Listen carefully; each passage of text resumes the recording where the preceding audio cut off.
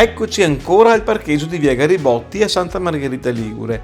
Il costo è di 10 euro per 24 ore senza alcun servizio. Se non l'avete ancora visto, guardate il video precedente, metto il link qui sopra. Dopo la giornata passata in bici a Portofino, ieri sera siamo andati a letto preoccupati per il rumore della ferrovia che passa proprio sotto all'area del parcheggio dedicata ai camper. Buongiorno ragazzi. Beh dai, abbiamo dormito bene stanotte, anche se passa qualche treno in difetti non era così terribile la situazione. Ora andiamo a farci un giro in bici e poi una sorpresa. Ciao, a dopo.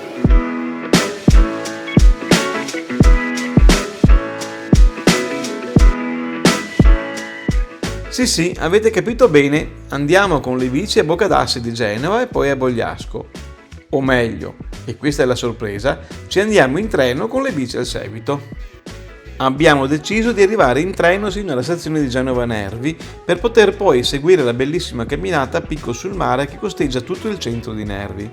Il biglietto di andata costa 3 euro a testa, mentre le biciclette vengono trasportate gratis, grazie ad una convenzione stipulata tra le regioni Liguria e le Ferrovie dello Stato.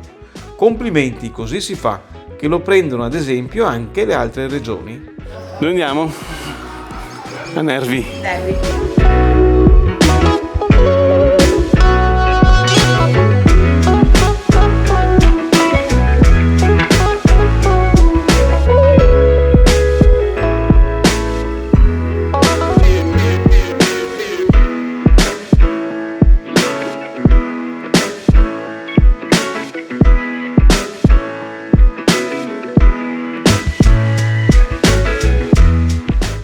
Situata nella parte più orientale di Genova, Nervi è un grazioso ed elegante borgo marinaro. Il centro si affaccia su una scogliera lungo la quale si snoda una suggestiva e romantica passeggiata intitolata ad Anita Garibaldi. 2 chilometri di terrazza a picco sul mare, tra i parchi e gli scogli, che devono dare suggestioni davvero romantiche negli infiniti tramonti genovesi. Noi imbocchiamo il percorso rigorosamente pedonale appena usciti dalla stazione e lo percorriamo portando le bici per mano in direzione di Genova Centro. Davanti a noi si apre una suggestiva vista sul caratteristico porticciolo di Nervi. In stagione la passeggiata è anche meta di molti bagnanti e dei pescatori che possono accedere al mare grazie a scalette di accesso sulla costa rocciosa. Lungo la passeggiata sono presenti numerosi locali e alcuni stabilimenti balneari. Non ci siamo invece soffermati ad ammirare il salotto verde più elegante di Genova, gli splendidi parchi di Nervi. Questa grande area verde occupa una superficie di 92.000 m2 tra la via Aurelia e il mare e ospita un centinaio di diverse specie botaniche. Da tornarci assolutamente.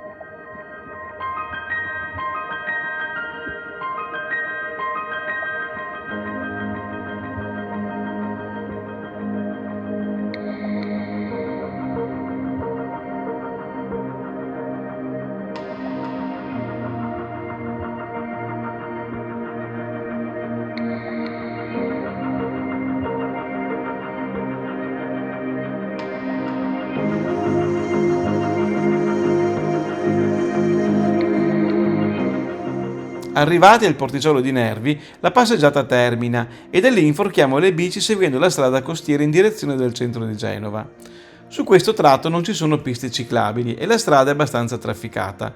Il tragitto è comunque piacevole, senza gallerie e non abbiamo percepito una sensazione di pericolo, ma non ci sembra adatta ad essere percorsa in bicicletta da parte delle famiglie con bambini. Intanto raccomando a chi non l'ha già fatto di iscriversi al canale e a tutti di mettere un bel mi piace e di lasciare qui sotto i vostri commenti. Infatti il canale vive della partecipazione del pubblico. Grazie!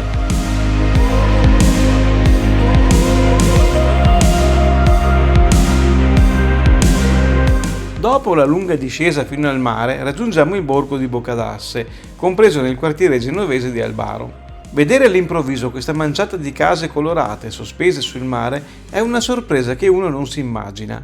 Intatto borgo di pescatori, superstite e glorioso della civiltà urbanistica e romantico testimone di un tempo che fu.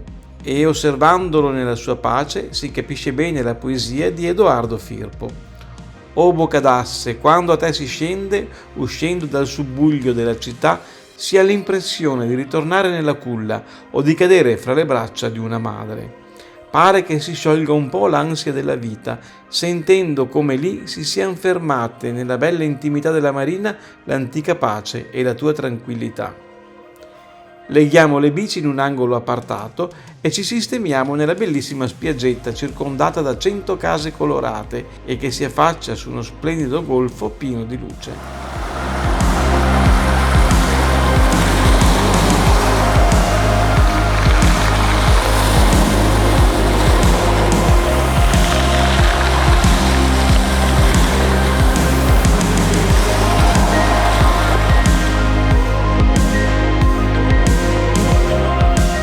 Al termine del percorso pedonale di Corso Italia, che parte dal centro di Genova, sorge la chiesa di Sant'Antonio in Boccadasse. Costruita come cappella agli inizi del XVII secolo dai pescatori e dagli abitanti della zona, dopo pochi decenni, nel 1745, divenne sede della confraternita di Sant'Antonio di Padova e nel 1787, dopo un ampliamento, venne considerata ufficialmente una chiesa. L'edificio ad unica navata ha la particolarità che, sorgendo su un promontorio, da entrambe le porte laterali offre una bellissima vista sul mare. Tra le opere qui conservate, oltre a molti dipinti d'autore, vi sono importanti sculture, nonché un crocifisso processionale di Luigi Gichero. C'era una volta una gatta, aveva una macchia nera e amava guardare il mare di Genova da una piccola finestra di una minuscola casetta del quartiere di Boccadasse. È proprio qui, infatti, che nel 1960 abitava il cantautore Gino Paoli, che proprio per ricordare la sua amica di nome Ciacola e quel momento felice della sua vita, scrisse il testo e la musica del brano intitolato La gatta. E dopo tanta bellezza nell'anima, lo stomaco inizia a reclamare. Decidiamo che vogliamo soddisfare la nostra voglia di tipico, di genuino e tradizionale. Così entriamo nella bottega di Marino il Focacciaro, dove è anche possibile sedersi in un angolino e consumare le prelibatezze sul posto. Io mi chiamo Marino, io sono il focacciaro, faccio la focaccia a Boccadasse e tante altre cose buone. Qua siamo a Boccadasse, che è un quartiere di Genova, facciamo parte di Albaro e si chiama Boccadasse perché vedendo da fuori, dal mare, dà l'idea della bocca dell'asino, dato che asino in genovese si dice ase, era Boccadasse, ma in italiano sta meglio Boccadasse, per quello che in poche parole la spiegazione di Boccadasse. Noi abbiamo preso 2 abbondanti porzioni di farinata e 2 focacce genovesi, una alla cipolla e una con i pomodori. Dopo il gustoso pranzo e la simpatia di Marino, facciamo un ultimo giro in spiaggia e si riparte verso Bogliasco. La distanza è di circa 9 km, tutti sulla strada costiera. Ripassiamo per Nervi, ma questa volta non scendiamo sulla passeggiata, bensì proseguiamo sulla strada alta, che in effetti in più punti richiede davvero l'assistenza del motore elettrico.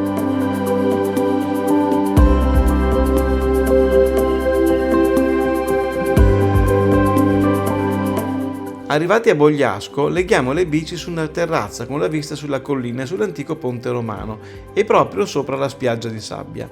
Bogliasco è un comune di circa 5.000 abitanti e si presenta come la tipica caratteristica piccola cittadina ligure, una piazza centrale con la chiesa, una passeggiata panoramica sul mare, case color pastello abbarbicate sui pendii, un porticciolo e piccole spiagge tra le rocce.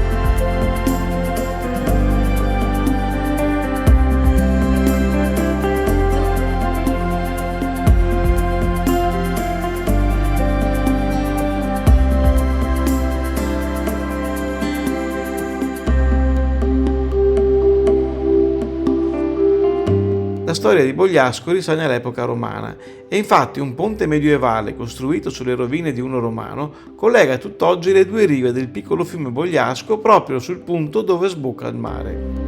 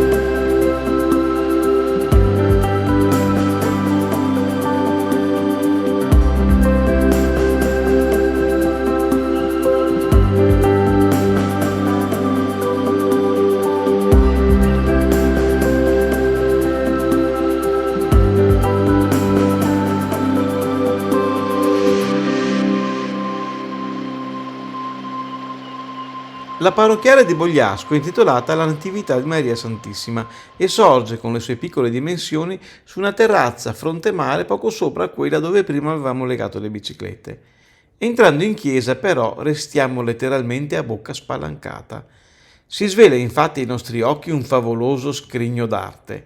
I lavori per l'edificazione iniziarono nel 1731 e furono presto completati nel 1737.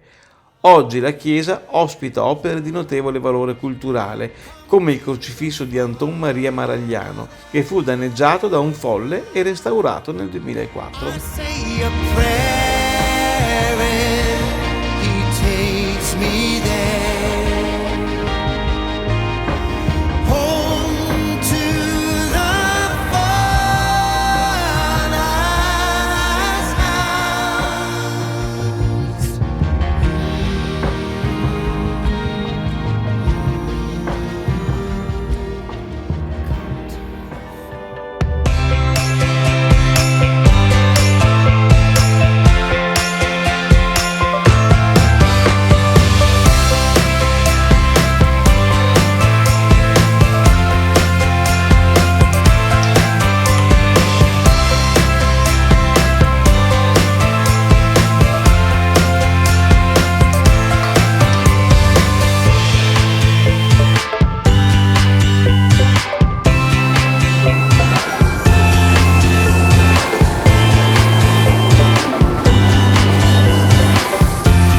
Alla stazione di Bogliasco prendiamo i biglietti del ritorno per 2,70 € a testa, ma anche il nostro treno ha una ventina di minuti di ritardo.